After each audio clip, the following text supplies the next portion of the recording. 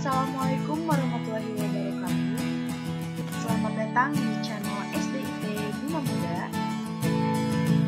Jangan lupa like and share sebanyak-banyaknya dan subscribe. Selamat menyaksikan. Assalamualaikum warahmatullahi wabarakatuh. Wassalatu wassalamu ala asrofil anbiya'i wal mursalin wa ala alihi wa sahbihi ajmain. Amma ba'du. Apa kabar anak-anakku? Sudah 1 bulan lebih kita tidak ketemu ya. Sudah kangen rasanya. Alhamdulillah sekarang kita bisa bertemu walau cuma di layar HP, tapi cukup mengobati kerinduan kita karena sudah lama bertemu. Nah, pada kesempatan kali ini Ibu akan bercerita sekilas tentang Perang Badar, salah satu perang yang terjadi di zaman Rasulullah Shallallahu Alaihi Wasallam. Perang Badar ini terjadi pada bulan Ramadan tanggal 17 tahun 2 Hijriah, 2 tahun setelah Rasulullah pindah dari Mekah ke Madinah. Sama berarti sekarang ya, ketika bulan Ramadan. Bayangkan bulan Ramadan, saum Rasulullah dan pasukannya, dan mereka harus berperang melawan kaum kafir.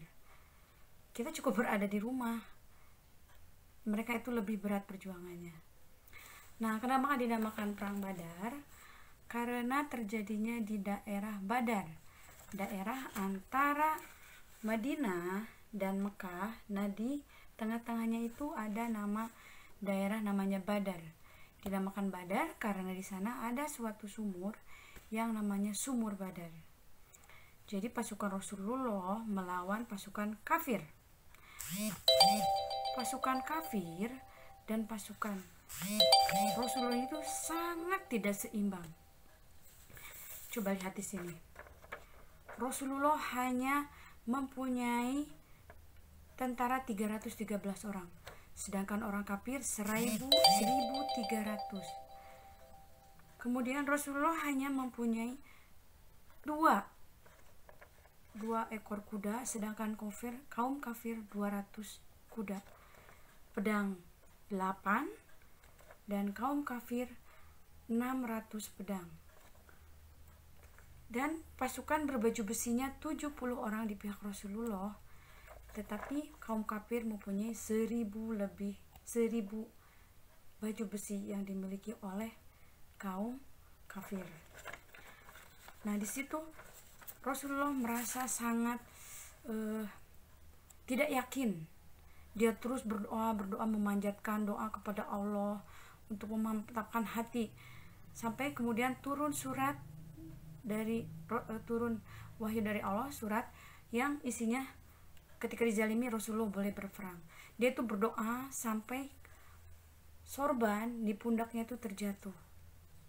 Pasukan Rasulullah dipimpin oleh Rasulullah SAW sendiri, dibantu dengan ada Abu Bakar, ada Ali bin Abi Thalib.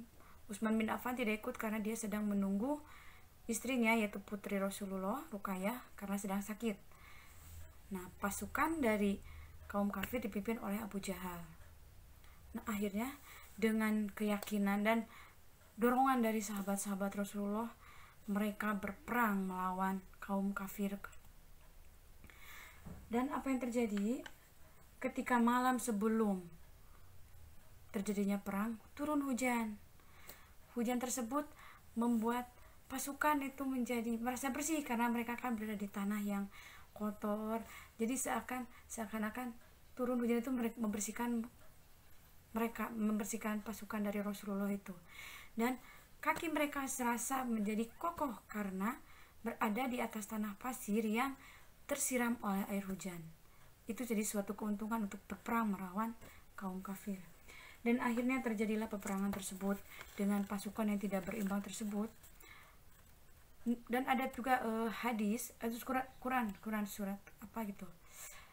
Ternyata pasukan Rasulullah itu diturunkan malaikat, ribuan malaikat. Boleh dilihat ada di surat, ibu lupa lagi, maaf ya. di surat apa gitu. Jadi akhirnya dengan bantuan yang tidak kelihatan, jadi oleh malaikat-malaikat yang turunkan dari langit, akhirnya kaum kafir kalah dari pasukan Rasulullah yang berjumlah sangat tidak berimbang, hanya 1/3, 1/3. Tapi dengan kekuasaan Allah, maka peperangan itu dimenangkan oleh kaum Rasulullah dengan harta rampasan perang yang banyak, hampir setara dengan 20 miliaran kalau di zaman sekarang. Banyak sekali. Ada 70 orang tawanan dari pihak kafir Rasulullah dan 70 orang yang tewas. Dan menurut hadis itu, menurut Quran juga, orang-orang yang ikut berada di pihak Nabi, ikut perang pada perang Badar tersebut, dijamin masuk surga. Subhanallah. Alhamdulillahirrahmanirrahim. Sekian saja cerita singkat dari Ibu ya. Semoga bermanfaat buat kita. Semoga saumnya juga kita diterima dan tak bersemangat. Wassalamualaikum warahmatullahi wabarakatuh.